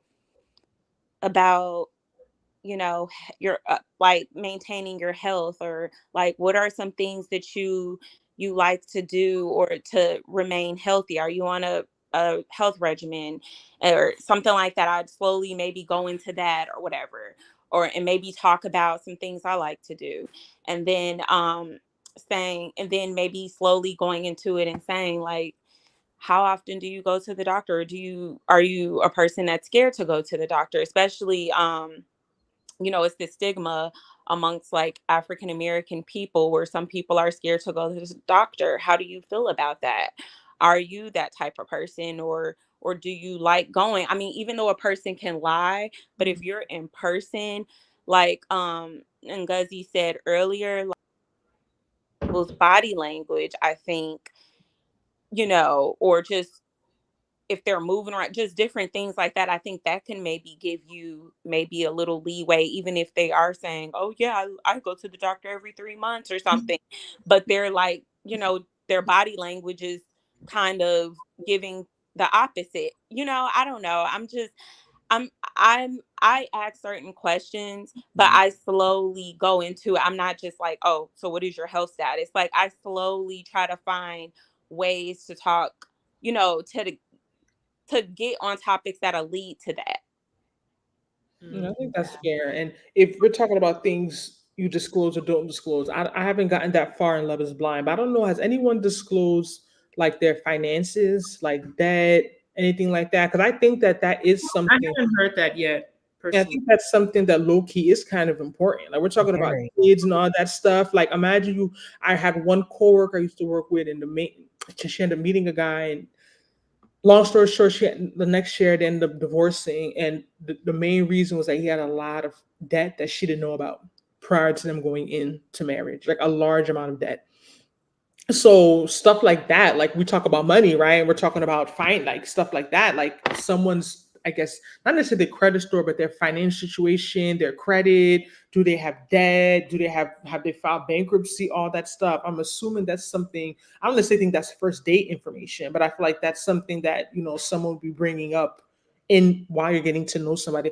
I think it's hard because there's no rules, right? There's no like, oh, this is supposed to come first, this is supposed to come second. It just depends. But I keep going back to the two that I'm gonna die on this cross that you need to disclose: marital status and children. It's just sick how marital status is up there. Like to me, every Yes. time I hear you say, like, I just feel like, what is this generation come to? And I've had like literally when you ask guys, and I'm so offended. How can you ask me that question? I'm like, I can't assume that because you're trying to talk to me that you're a single man. I have to ask you, are you married? Are you Y'all want to married? hear a story? Okay.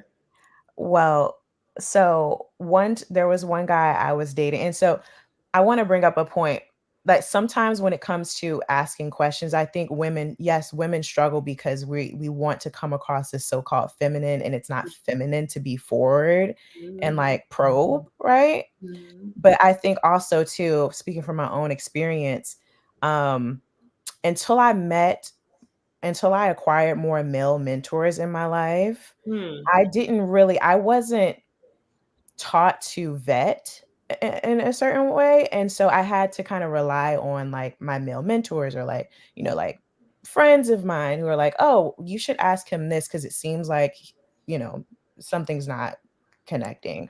I remember one time I met a guy. We went out on maybe 2 dates.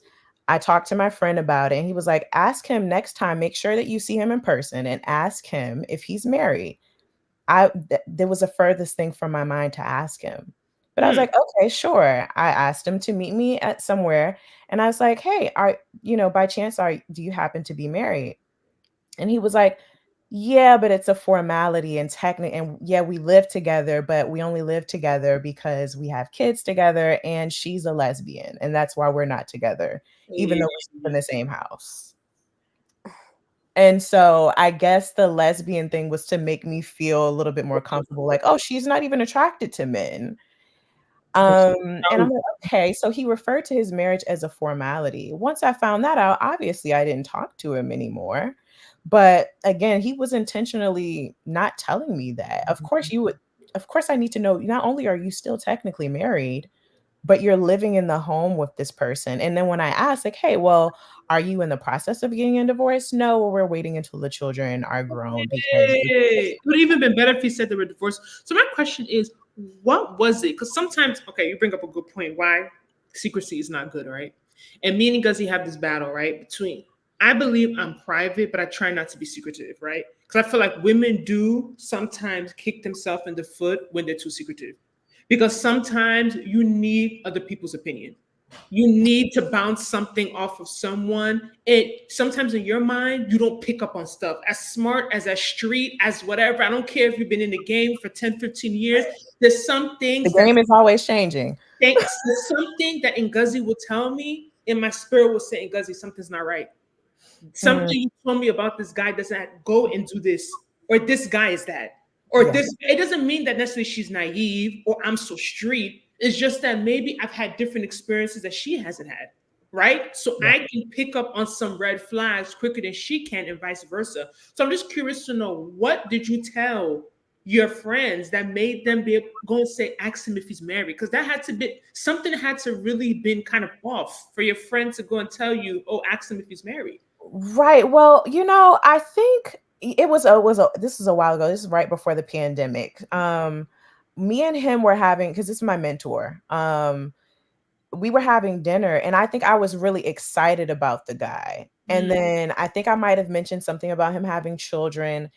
And I don't know, I can't pinpoint. I wish I could exactly what I said, but for me, there was nothing very obvious that stood out, except for the fact that I think we had been on like 2 dates, and he asked me like, "Hey, like, what do you like to do?" I'm like, "Oh yeah, like sometimes I like to travel. I like to do like glamping and like being in like doing like maybe get an Airbnb or something like that and just chill for the weekend in nature or something." And I think he might have invited me like, "Hey, like we should maybe do something like that." And I'm like, "Well, maybe later down the line." And he's like, "Yeah, sure." I think maybe that might have also like tipped him off, but I can't remember exactly what it is. But I definitely think that it's good to pat like it's okay to be private with certain people, but I definitely think you should have a wise counsel of people that you let them know, like, yeah, this is how my date went, this is what happened, so that they can pick up on it. Because if he hadn't told me to do that, I don't think that I would have done it. And I was probably about what, 25 at the time. I was green. I really didn't think to ask that question, because in my mind I'm like, of course not. He's not married. Like I'm not just not thinking like that. Now being a 30-year-old woman, I'm definitely thinking like that.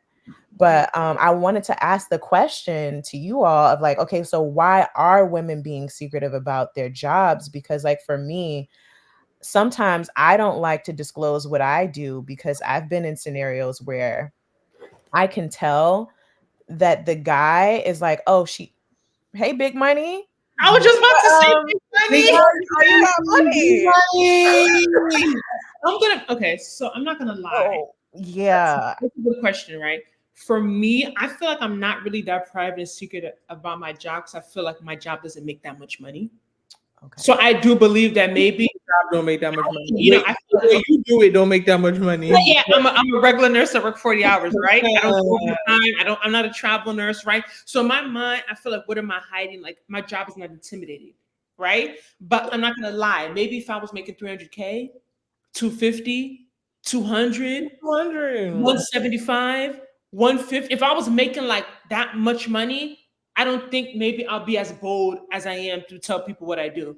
I'm not gonna lie, but I think because I'm not like a high earner, like, yes, to some people they think I'm rich, right? Some people, like, what I make is a big deal. It's not nothing rich. And Guzzy said, the way I do nursing the very simple, basic way, right? And I'm in North Carolina. But I personally, I'm not gonna lie, if I was a really high earner, I don't think I would disclose my job as much. Let me tell you why. Number one is that even okay, let me tell you why. When it comes to a relationship, right, or you're meeting somebody, number one, people say they want the person, Jessica, I want them to get to know me for me, and they don't want to be worried about their child. Same way you want someone to get to know you for you.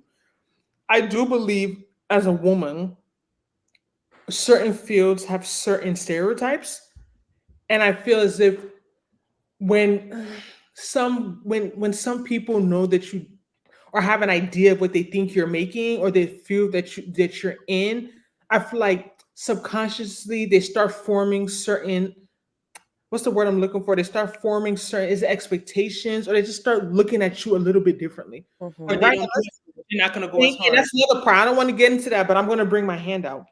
The reality is that on average, people do for you based on what they think you have. If I call my mother right now and say, God forbid, mommy, God forbid, I lost my job, I'm not working, something, whatever, or I don't have money, my mother's going to give me money. But if I call my mother now and say, oh, I need money, she'll be like, don't you work? Like, don't you make such and such? Like, why would you need, not to say she wouldn't necessarily give it to me, but her expectation is going to be different. And I feel as if you're a woman, the same thing going with a woman, if you're trying to, pursue a relationship and you want a certain type of, I don't want to even call it lifestyle because I don't want to come off like that. But you want a provider man and you want him to do certain things for you. I feel as if when they have an idea of what you do early on or what you're making, it could change things up. Or also, too, this thing could be the reverse. You also don't want to intimidate people because the reality is that you may be thinking is nothing, or you may be very calm. You're not really out there. You're not flashy. You're not here wearing all these trainers. You could be humble, but then when a guy knows what you do, it could be intimidating for him.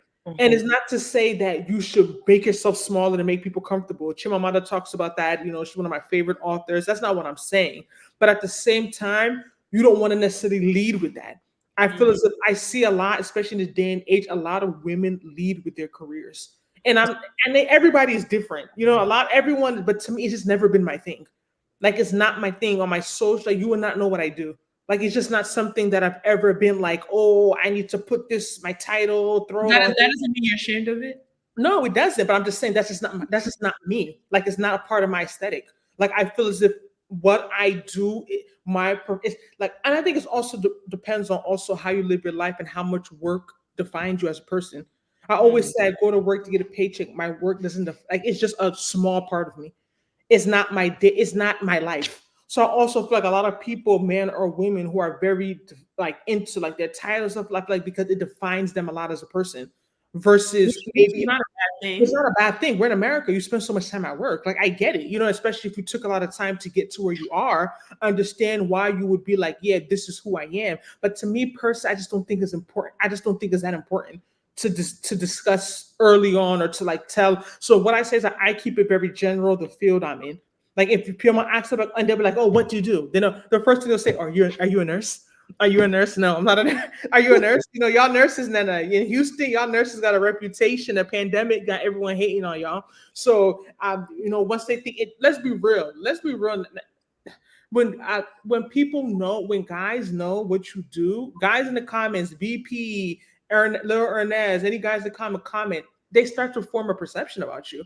Now, I would see it both ways. I understand why if I'm a guy and let's say I'm a medical doctor, I want men, there's a difference. A lot of men want to lead with that because they like the attention that comes with it, right? But I understand why some guy would be like, oh, they wouldn't really disclose what they do either because they don't want a girl thinking they're just after them. They don't want to think a girl just after them because they think they have money.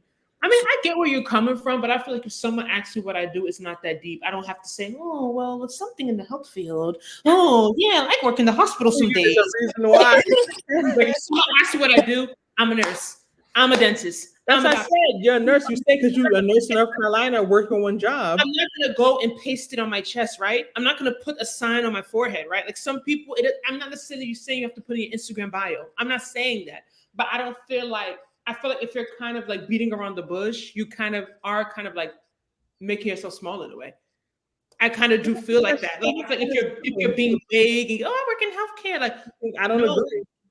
Why can't you just say which is and I understand where you're coming from. I definitely get it, right? Because I do think it's a situation. I do think maybe some men may not feel like they have to do as much or take you out as many dates or put in as much effort to spend as much money because you have a good job. I do think sometimes, and that doesn't make sense to me, but I can understand maybe some of them do. What do you say? It don't make sense. It doesn't make sense because you're still a man, I'm still a woman. You're supposed to take me out. It doesn't matter even if I'm a surgeon, you're a man. You get what I'm saying? I don't see why that would stop you from trying to pursue me because of my career. But I get it. But I do feel that whole, no one's going to ask what I do and be like, oh, well, healthcare. I have a question. Okay. I have a question because if you notice, this whole high value, low value conversation is so annoying. But let's say high earning men right?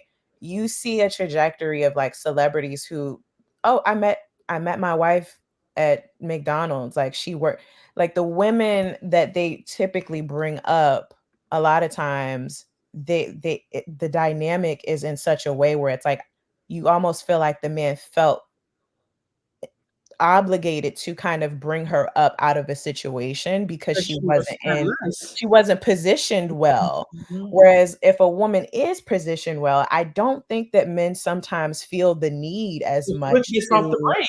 They get more comfortable. Mhm. I don't know that, I'm not saying it's right, but for some reason I think that is there. And then I also wanted to ask y'all, so um when it comes to okay, if you're okay with saying what you do, are you okay with disclosing, like what if a guy says to you like, oh, do you live alone? Because I have found, honestly, I don't think I'm not a high earner myself, but even just a man knowing or thinking that I live alone, like, okay, you're a woman, you live in Charlotte, North Carolina. We know it's not particularly cheap to live there.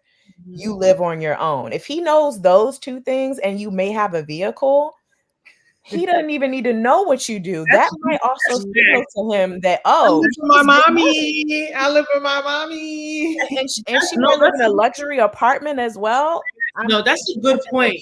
Evie said I don't disclose where I live most of the time, so that's relevant. What you said. And I understand, 'cause especially like you're probably doing research on Charlotte, you see the different neighborhoods, right? If someone tell you, "Oh, okay, you live by yourself," yeah, what neighborhood you live in? Well, nothing special. I kind of just live in South End. This nice apartment in South End. South End average apartment is $2,000, one bedroom. So the guy doesn't really have to know what you do You to know, you know. make money. Right. Exactly, because you already listed where you live. It's an expensive neighborhood. Then she said, God forbid you have a vehicle. So interesting how like there's always this narrative of women's size and men, but I know men's size women up. Mhm. Size One day, this guy kept talking about Ferragamo bag. I didn't even realize I was wearing. Man, they do the same thing. They do the same thing. Yes. Men size women up as well. So that's what I'm saying. There's a reason why. That's what I'm saying. I'm not saying be ashamed. I'm not saying you can't eventually. And I think it also depends on the person you're dating, the level they're at, right? Because maybe you'll be more comfortable to disclose maybe where you live, the neighborhood, or what profession you're in if you're dating someone who is on your level.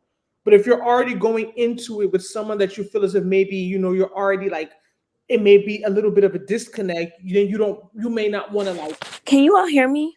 yes, Yeah, yeah. yeah. Did you have Were something you to say? saying something? Oh, okay. I would at first Ngozi wasn't showing. It was like this circle, and I was wondering, like, okay, is something wrong?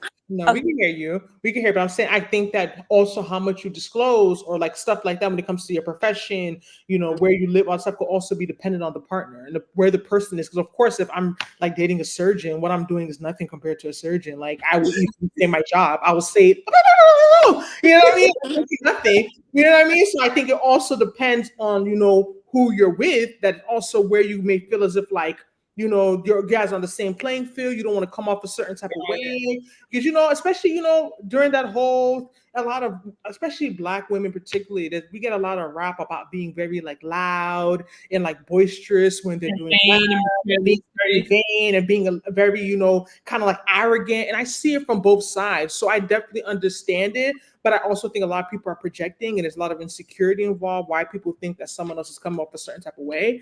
So I think that it also makes me a little bit more sensitive and like also just more cognizant of how you can come off. But I don't think when Nena's saying is being ashamed of it, I don't think there's a shame at all. But I think it is just wanting to, not lead with that. I think that's the thing because we're in America. First thing someone asks you, what you do? What do you do? What it comes to a point so annoying. Like it's not all we're gonna talk about. What you do? What you do? It's like that's your whole identity. But there's so much more to a person other than what they do for work. You know? What do you have to say? 'Cause I know you said you're in healthcare. Do you disclose what you do? I'm sorry. I'm sorry. What did you say? Yeah, I said, did you have anything to add to that conversation about disclosing what you do? Because I know you mentioned you're in healthcare. So, like, do you have a problem telling someone on the first date what you do for work? So, I don't like to disclose that I generalize it and say healthcare. Specifically, I'm really in healthcare technology, but I like to just say healthcare because a while back I did have an experience where I dated a guy. Well, actually, I wouldn't even say date. We were kind of just talking. And that didn't last long, but he asked me what do I do and stuff like that. And um I went into exactly the detail of what I do specifically in healthcare technology. And he was like, oh yeah, you got big money, da da da da da. And Okay, Nana, that's a reason why I'm saying what I'm yes, saying. exactly. And he's like, you work in a masculine area. So mainly men that I work with. And so he said that because you work in a masculine area, you what did he say? You grabbed the bull. It showed, and then it showed because I do have a master's as well. So he was like, and we got on that as well. So he was like, oh, it shows that you know how to uh bull what's the saying? Pull the bull Pull the by bull by his the horn horn. like that.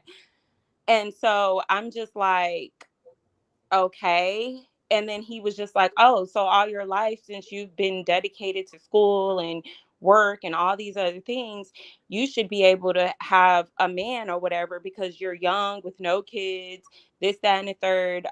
You should be able to uh, take control just like you did with your career and all these other things. You should be able to get a man and take control of that whole situation. It was something on the lines of that. And I was like, really, like, I'm not going to say I was really like offended, but I was kind of like, okay, I'm never going to tell a guy again in detail that because I, that, that was something new that I learned. Like, I didn't know that because of certain things that a woman, a certain career path that a woman chose, that it'll automatically be viewed as masculine, and for her to be able to be masculine in all her she should be masculine in all her she's a masculine person, she's masculine in all her areas, and that she should just be coming to men and just expecting whatever. Like I just didn't understand that, but that was something new to me. So I told myself I would never disclose that again unless I'm really like serious with the person and all the way there where I feel comfortable and I know what that person is doing. Because shortly after that conversation, he actually never talked to me again. Hmm. Oh. So I was like, wow, like, and that's why I said I changed it. Like, yeah, we weren't really dating. I can't even say talk like that because that that was very short lived. And so I don't want to come off. Oh no. Come on. Oh, look, Evie said that's sad because he was insecure. That man decided to break you down over him being envious of your success. I'm That's telling what you, it sounds Evie, like. he said the way he tried to brainwash you was crazy to make you bend over to his will. Evie said, I really tell guys that I do nothing and I glow. I'm about to start Yeah, saying, maybe if I start saying that, maybe okay. I've heard about girls lying and even saying they do something like less than lower. I tell y'all, say even lower. Say you don't work. You don't have a job. You're now. looking This is 2024. Some men don't. I think a lot of men they can't handle that. If you don't work, because you're for just say lazy. you like just no, just say you do something like this is Maybe crazy. they say I do front desk work. Yeah, Maybe. like it's even crazy to have this conversation. Like it's really insane. But I'm telling you, look at the example that Lovely brought. I'm telling you why I'm not crazy. I'm not making this up. I've had my own scenarios as well. That's why I'm telling you. I Oh, keep it very general. We're not getting into details. It's not your business. I'm like, maybe it was a good thing she said it, honestly, because she might have saved not that she would have herself. let him go longer. That's right. And then find out that Right. this guy's still insecure and has issues later on in life. Yeah. That's true. So maybe But you broke. You cut off. You were finishing up.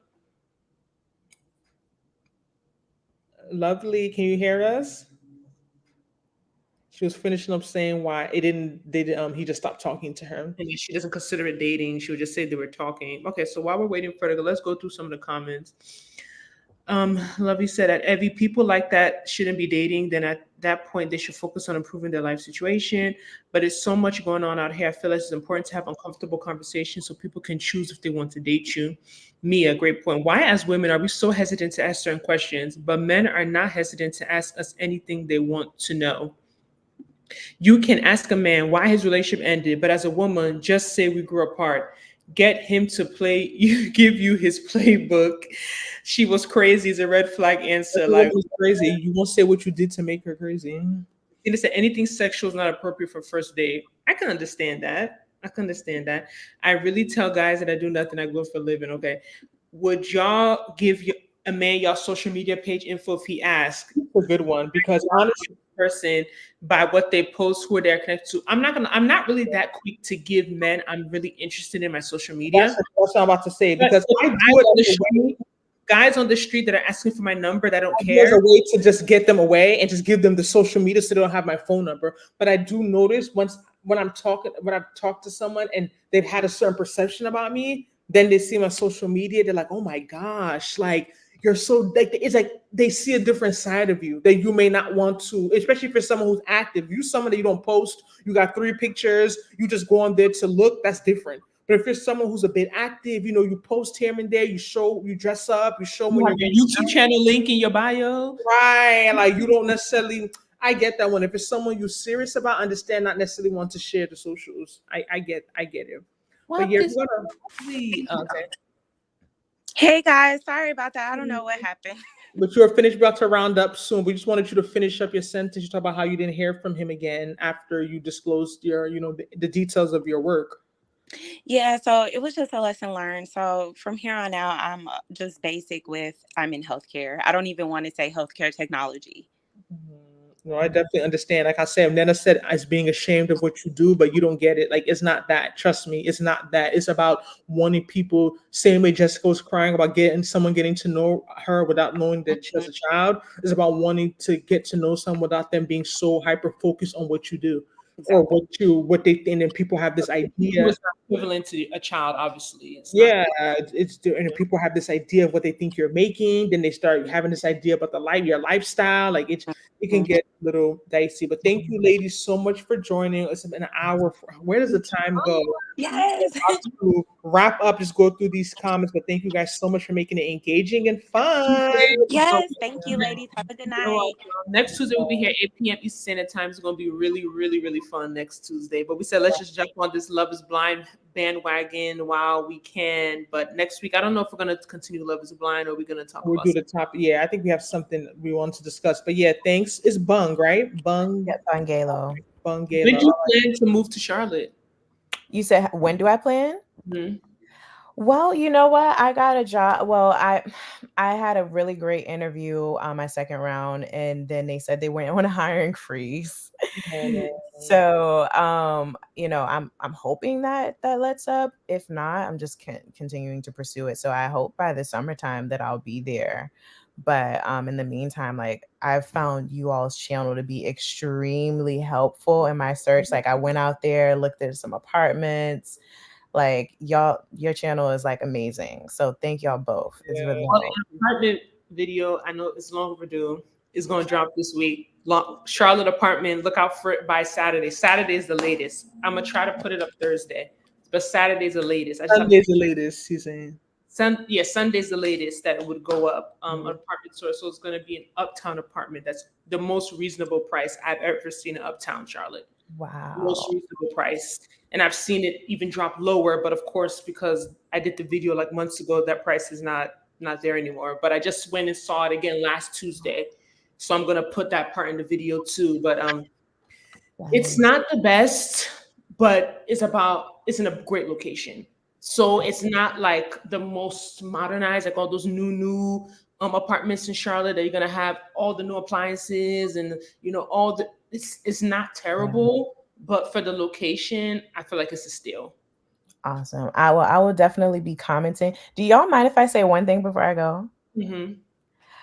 So, okay, this from a different video y'all had. So, in my experience in dating, like going out on dates with probably 3 Nigerian men as an African-American woman.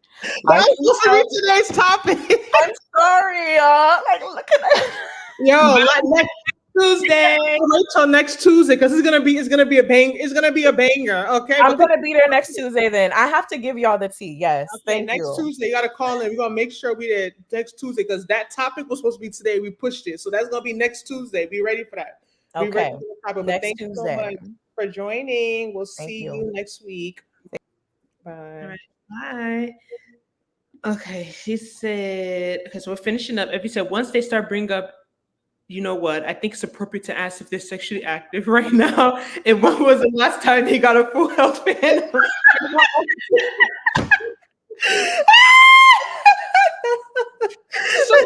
It's so real. I don't know why Evie makes everything so funny. Like it's not. Oh, Anna, hey, I haven't seen a minute. She says expensive out here. Even the men are looking to be kept. Okay, men want soft life too. It's not just women. Men want soft life. If you post your graduation, anything about your personal life on the person will have information about you anyways. Best way is not to post anything on social media about yourself or be very selective. I agree, Mia.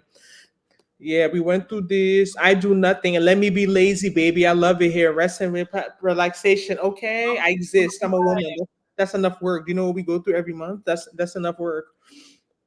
Also, I did have a guy stop texting me because I said I glow for a living. He was so obsessed with what I do for work. Maybe that's why. What I love about Abby is her unbothered energy, and I feel like women need to get unapologetic. Unapologetic. When you have that scarcity mindset and you want to, when you operate in the world, when you feel like there's not enough. We talked about this weekend with my cousins. I feel like desperation gets a bad rap. We'll talk about it in one of our lives coming up. Submission and feminism. I think desperation, honestly, I realized that being desperate is not always bad, right? Because when you're desperate for something like a job, you go fill out applications, you go work hard, you go interview. But I feel like there's gotta be desperate for the right things. Yeah, and I feel like desperation is bad, but I feel like I don't know how to explain what I'm saying. I think when you come to a point that you're so unbothered, you're not really scared to lose anyone or anything. And that's anything. The dangerous part for a woman to get there. When you get to a point when you really are unbothered, woo! But I feel like when you're unbothered, that's when things come to you in a sense. Yeah. So I feel like this sometimes it's a time to be a little desperate, and then sometimes it's a part that like when you see yourself stressing too much, you get unbothered, right? Because you don't want to obsess and stress over anything. Usually, when you sometimes maybe put too much focus on certain things, you see it's not happening, or you see it's not coming, and sometimes you just want to chill. Yeah, you just want to chill and just be like have this like, and people may look at you like, oh, you're lazy. Oh, you don't care. There's not something that you want, but you gotta live life. You're not gonna sit there and fixate over it for the rest of your life. Life has to be lived in the meantime. But I only have Insta to take a look at my plans about social media. But yeah, thank you guys so much for joining. We almost did 2 hours. Make sure y'all like this video, super chat, anything. You know, it's not easy to be on here for almost 2 hours. My dinner is in the oven, so I'm about to have dinner now. But thank you guys so much for joining. We just want to try something new. But next Tuesday, 8 p.m. Eastern time, 7 p.m. Central Time. It's gonna be a hot one. It may be a little spicy, a little controversial, but it's a conversation that needs to be had because we gotta help our sisters out. You know, we gotta. This is women supporting women. We gotta help. For Women's History Month, maybe we need to do this the first Tuesday of March. Yeah. This is women supporting women. We gotta help each other out. But until next time, make sure you guys are subscribed, like the video. Thank you all so much for joining, and we will see you all next week. Bye. You're welcome.